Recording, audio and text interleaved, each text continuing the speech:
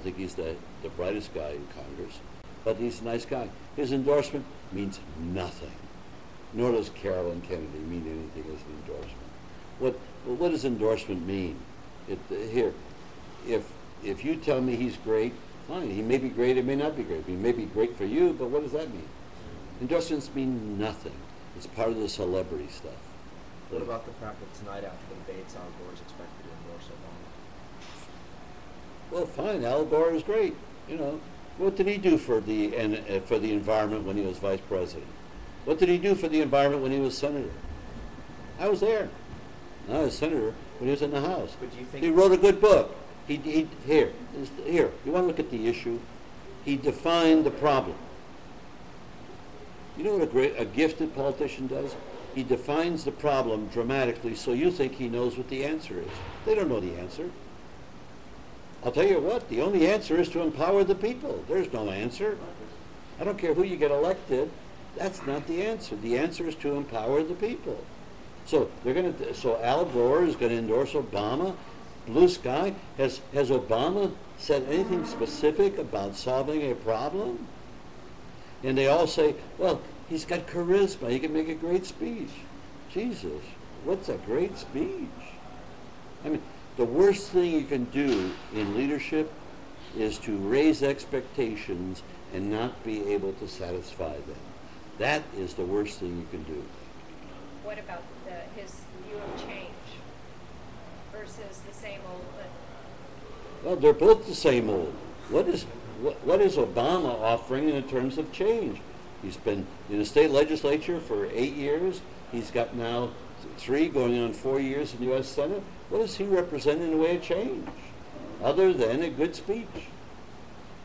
Truthfully, I mean, this is not to denigrate. He's a nice guy, but what does he offer in terms of leadership in the country? So what are you going to do for the country? Empower the American people, push them to empower themselves so they can turn around and implement a program that I will put in front of them. One, to change this country from an imperialistic nation to a country that treats all the world as equals. To reorganize the United Nations so that we can have a system of governance based upon the equality of nations, so that we can turn around and make education the #1 priority, healthcare the #2 priority, and a new form of taxation that will change this nation from a consuming nation to a savings nation, and will bring untold prosperity so that we can redo the entire infrastructure and turn around and electrify the nation and get us off of gasoline in 5 years and off of carbon in 10 years. And I don't mean just the United States, I mean getting the world off of carbon in 10 years. That can be done by serious leadership. How? I really, really want to know how you think that would happen. Oh, very simply. Very simply. The Congress will never do it. But if I can empower you, the first thing I'd want to do is I'd put on a carbon tax right at the bottom, right at the lump of coal and barrel of oil. And then I would invite all the other nations in the world to put a carbon tax on their people also. Now we take the money from this carbon tax globally. This is not an American problem. This is a global problem. And you turn around and you integrate the global engineering and scientific community to get off of carbon in a decade. And the first thing you do in the United States is you build 5 million windmills.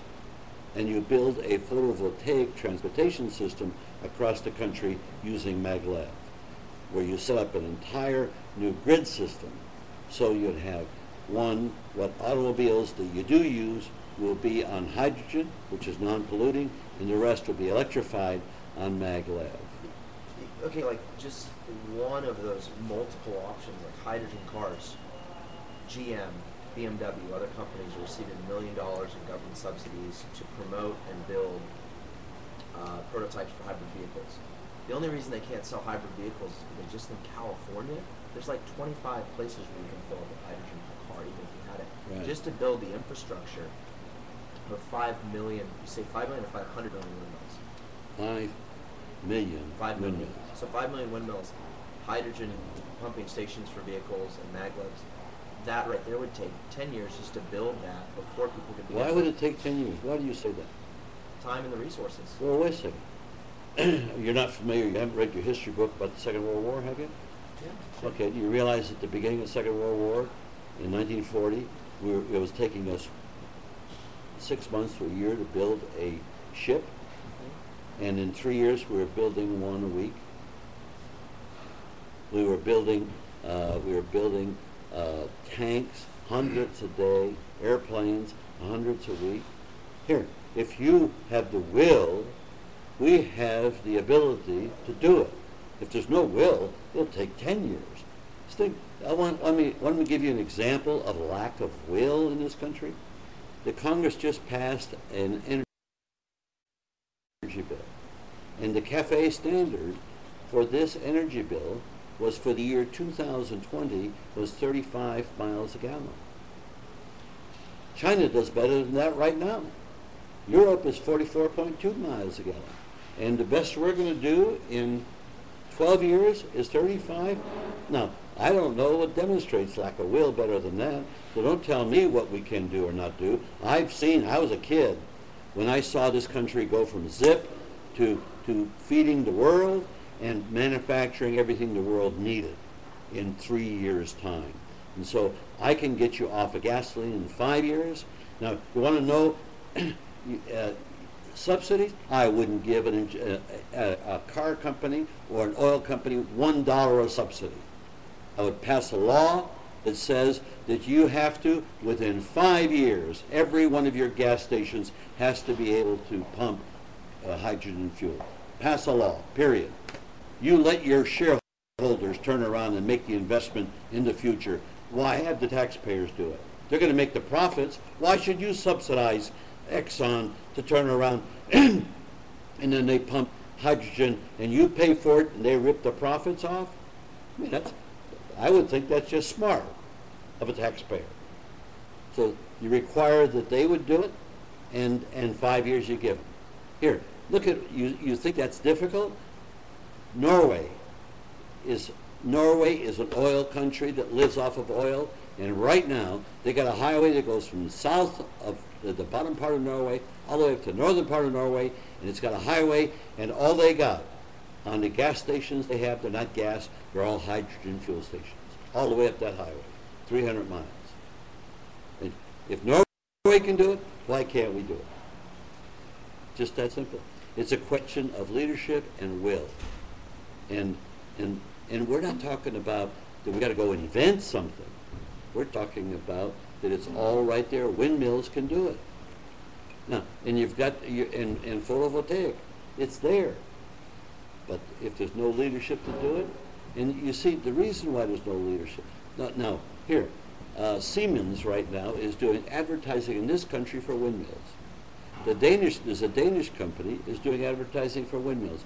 You know what company can build windmills in this country? General Electric. Mm-hmm. You know, they also can build nuclear. Where they make their best profits? Probably nuclear, because that's where they spend their efforts.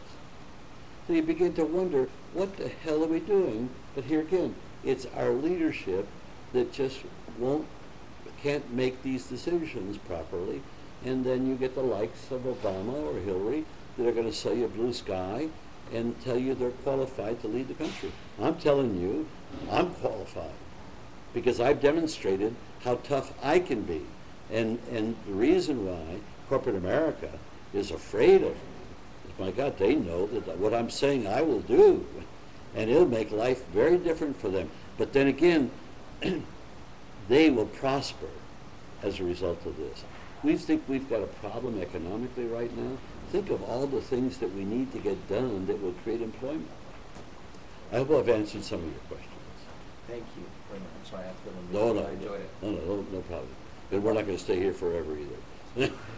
Okay, any other questions? The first time you get, when you get into office, what was the first thing you The first thing that I would do? Yeah. You'll love this.